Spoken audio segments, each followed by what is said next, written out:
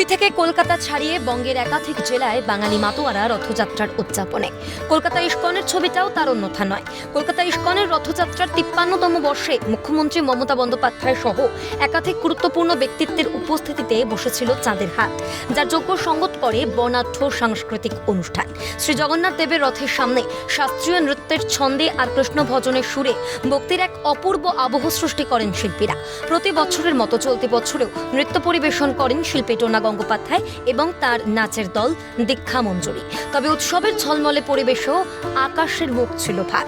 বৃষ্টি মাথায় নিয়েই রথের রশিতে টান দিয়ে রথযাত্রার পবিত্র অনুষ্ঠানের সূচনা করলেন মুখ্যমন্ত্রী।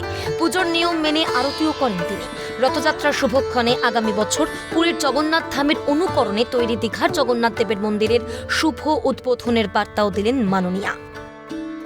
আগামী বছর আমাদের দীঘাতে যে পুরীর কায়দা অনুকরণে একদম সেম হাইটে আরো বড় করে জায়গাগুলো মন্দিরের হাইটে ঠাকুরটা আমাদের মার্বেলে। আর আমাদেরকে মনে রাখতে হবে চৈতন্য মহাপ্রভু বলেছেন গোপী ভর্তু পদকমলয়ো দাস দাসানু দাসানু দাস। আমাদের দাস হয়ে সেবা করতে হবে, ভগবানের সামনে সবাই দাস। আমরা 9 জন আজকে এখানে পারফরমেন্স দেব। খুব খুশি, আমরা খুব এক্সাইটেড, কেন কি প্রভুর সামনে আমাদের নৃত্য প্রদর্শন করব। আমরা সবাই খুব এক্সাইটেড। তার শ্রদ্ধা নিবেদনের পরেই একে একে জগন্নাথ দেব, বলরাম আর সুভদ্রার পর 3টি রথযাত্রা শুরু করে। যদিও যাত্রাপথে বৃষ্টির কারণে রথের চাকা বসে কিছুক্ষণের জন্য তৈরি হয় সমস্যা।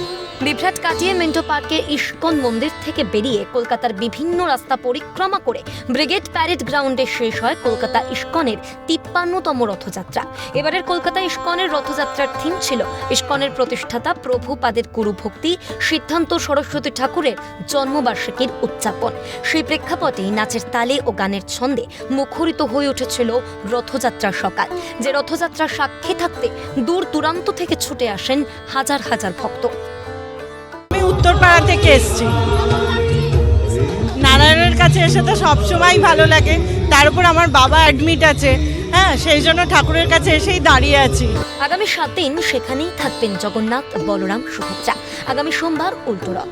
ওই দিন পার্ক স্ট্রিট মেট্রোর কাছে আউটরাম রোড থেকে দুপুর 12টায় শুরু হবে উল্টো রথের মহাযাত্রা।